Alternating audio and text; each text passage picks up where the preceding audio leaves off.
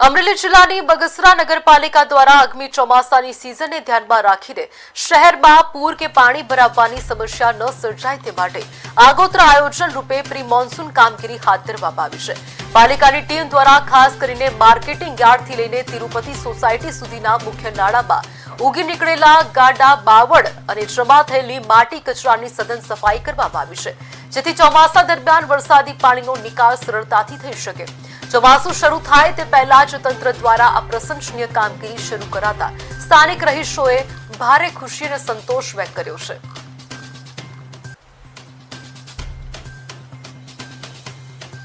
અત્યારે ત્વરિત ઉપાડી અને લોકોની જે ચોમાસાની સમસ્યા છે એના નિરાકરણ માટે અત્યારે સમગ્ર બગસરાની ટીમ